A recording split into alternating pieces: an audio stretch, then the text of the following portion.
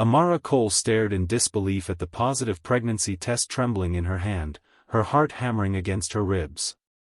3 months after that single night with Xavier Reed, billionaire, notorious recluse, and the last man she should have fallen into bed with, she was carrying his child. The bathroom floor seemed to tilt beneath her feet as she clutched the sink for support. How would she tell a man who had made it crystal clear that their encounter was a one-time mistake that he was about to become a father? Tears blurred her vision as she slid down against the cool tile wall. As one of Chicago's rising architectural designers, she had finally secured the career-making project that could establish her own firm. Now everything hung in the balance: her carefully planned future, her professional reputation, and soon, a child who would depend on her completely. She'd grown up with a single mother who struggled to make ends meet, and Amara had promised herself she would never be in that position. Yet here she was, facing the very scenario she had spent her entire adult life avoiding. The harsh ring of her phone cut through her panic. The caller ID displayed Reed Enterprises. Her blood froze.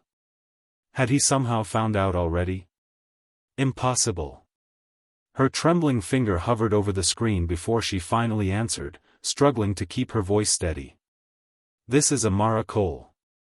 The next 6 weeks transformed her life beyond recognition. Xavier had called about the downtown revitalization project. He'd selected her firm as a finalist for the contract that would define her career. Every meeting with him was torture. His steel-gray eyes seemed to pierce through her as if he could sense she was hiding something monumental. Their interactions were strictly professional, with no acknowledgement of the night they'd shared.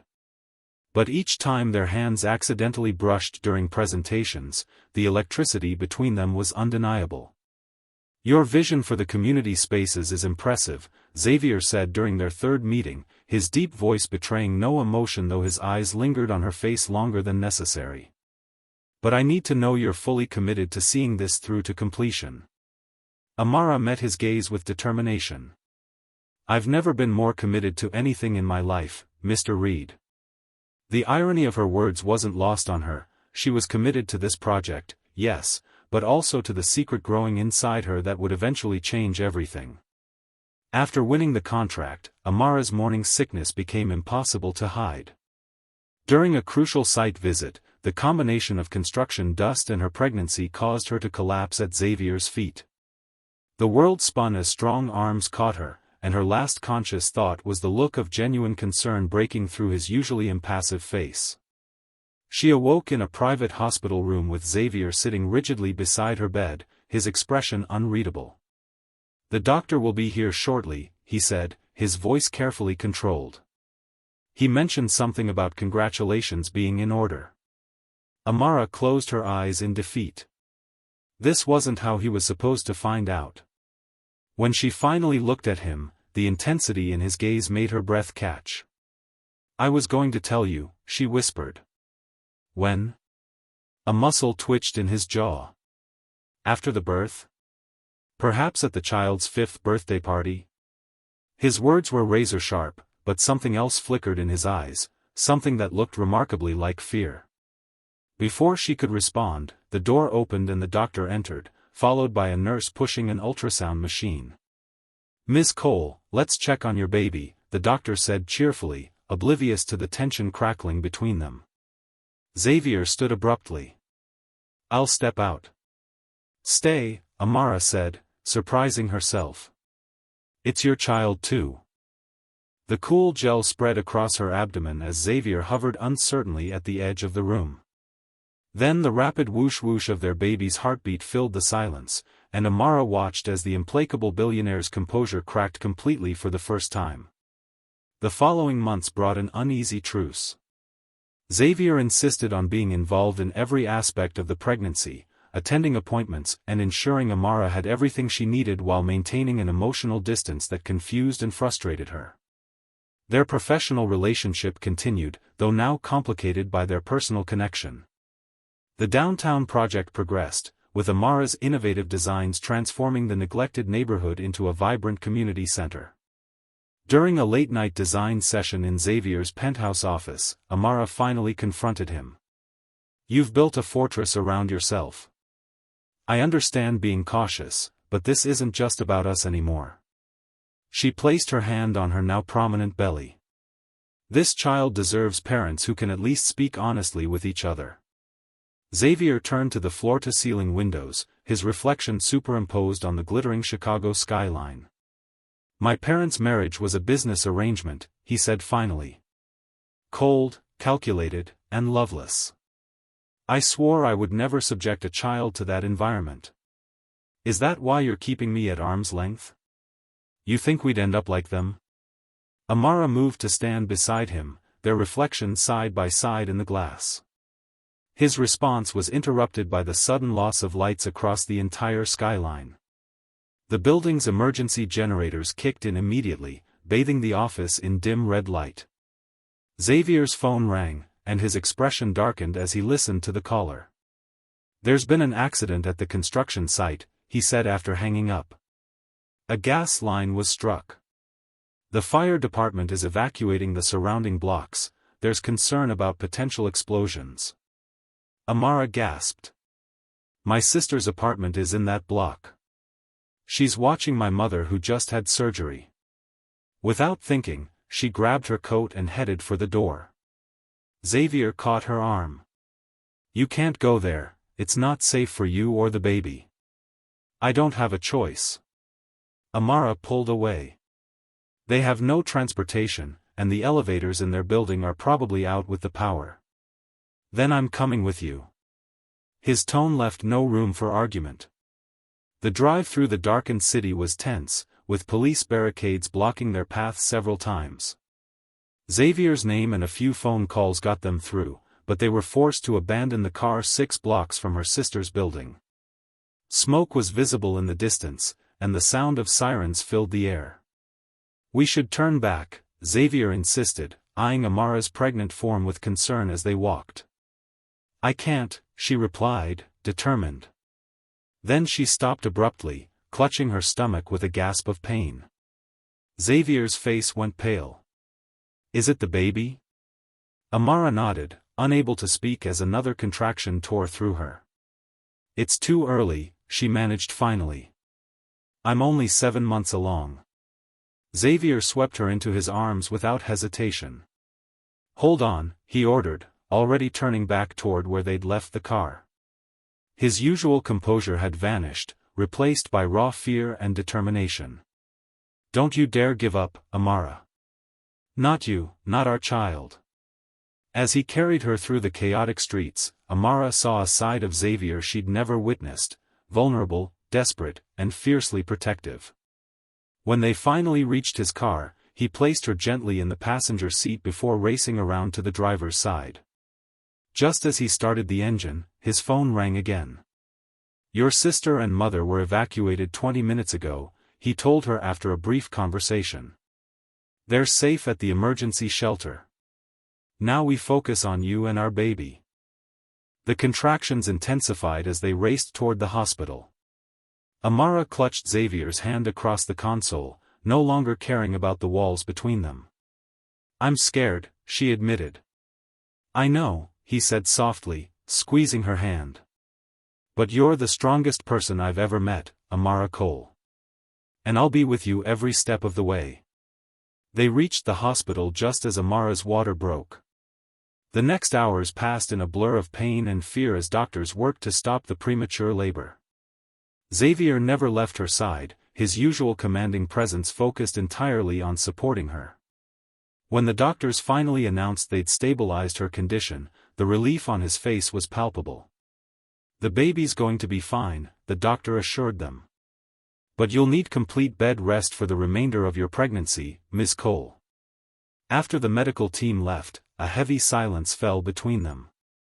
Xavier sat beside her bed, his usually immaculate appearance disheveled, dark circles under his eyes. When I thought I might lose you both.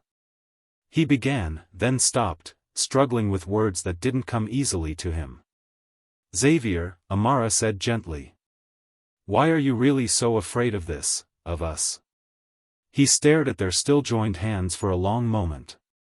My mother died in childbirth, he finally said, his voice barely audible. My father never recovered. He blamed me for her death, and he made sure I knew it every day until he died. Amara's heart broke for the wounded boy beneath the billionaire's polished exterior. That's why you panicked when I went into labor. He nodded, finally meeting her eyes. I've spent my entire life ensuring I would never be vulnerable again. Then you came along with your brilliant mind and warm heart, and in one night, you dismantled decades of careful distance. And that terrified you, she said softly. Yes. His admission hung in the air between them. The night we met at that charity gala, when you challenged my entire development philosophy in front of Chicago's elite, I knew you were dangerous. And when He paused. Afterward, I convinced myself it was better to keep our relationship professional. I told myself I was protecting you. But you were protecting yourself, Amara finished for him. The weeks of bed rest that followed transformed their relationship. Xavier converted one of his penthouse guest rooms into a bedroom for Amara, insisting she needed proper care. Her sister and mother visited daily, gradually warming to the man they'd initially viewed with suspicion. Xavier worked from home, bringing architectural plans to Amara's bedside for her input on their project. One evening, as they reviewed design modifications, Xavier looked up to find Amara watching him intently. "What?" he asked. "You're different when you think no one's watching," she said. "Less guarded. I saw you talking to the baby this morning when you thought I was asleep." A faint blush colored his cheeks. "I want our child to know my voice." "Is that all you want them to know of you?" she asked quietly. The question hung between them, heavy with implication. Before he could answer, Amara gasped, grabbing his hand and placing it on her belly. "Feel that? The baby's kicking." The wonder on Xavier's face as he felt their child move for the first time broke something loose in Amara's heart. "I never thought I would have this," he whispered. "A family." "You haven't exactly embraced the possibility," she pointed out. He met her gaze directly. "I'm trying, Amara. For the first time in my life, I'm trying to be more than my past." The downtown revitalization project neared completion as Amara's due date approached. Against doctor's orders, she insisted on visiting the site one final time. Xavier reluctantly agreed, hovering protectively as she walked through the transformed space that had once been abandoned warehouses. "It's beautiful," she said, turning slowly to take in the community center, affordable housing units, and green spaces that had replaced urban decay. "It's everything I hoped it would be." "It's your vision," Xavier said, watching her with evident pride. "You've changed this neighborhood, and not just with buildings and parks." "We did this together," she corrected him. "Even when we were at odds, we created something meaningful." As they walked back toward the car, a photographer from the Chicago Tribune approached for comments on the project.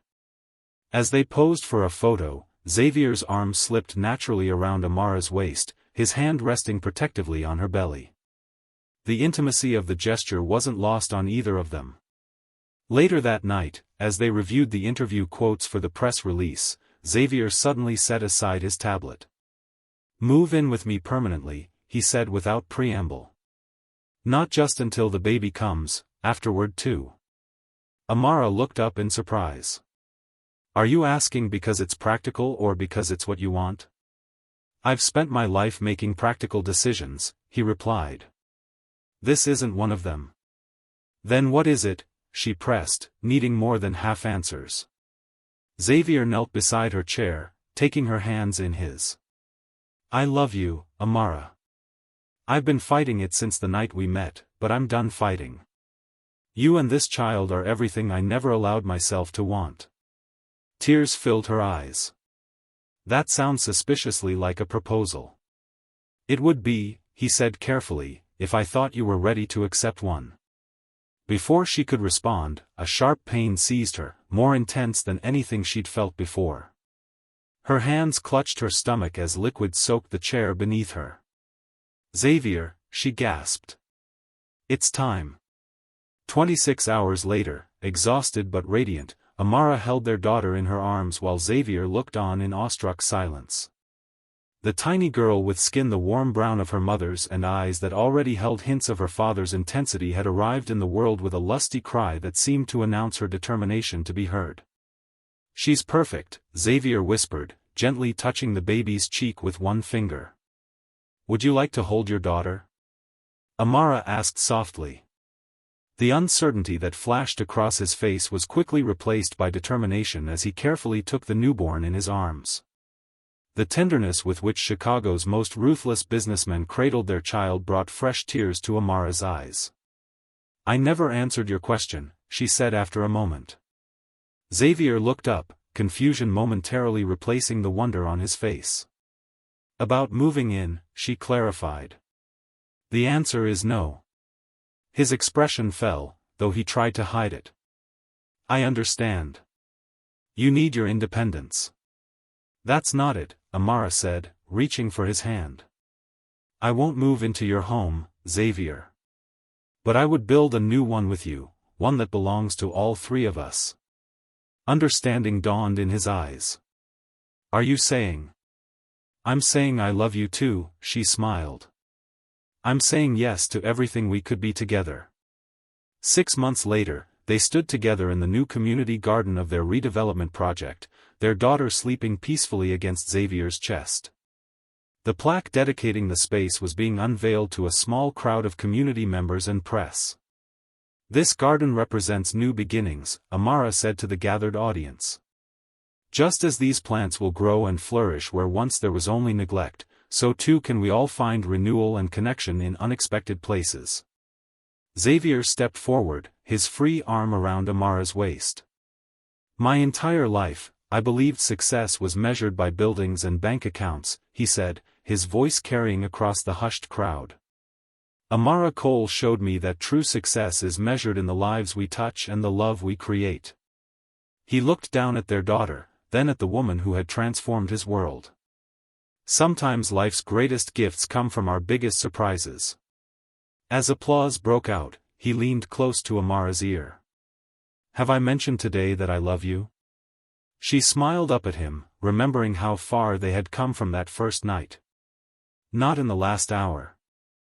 "A grave oversight," he murmured, before kissing her softly as their daughter stirred between them, a family forged from an unexpected beginning, and all the stronger for it. If you enjoyed this journey of unexpected love and second chances, don't forget to like and subscribe for more stories that remind us how life's greatest surprises often lead to our most meaningful connections.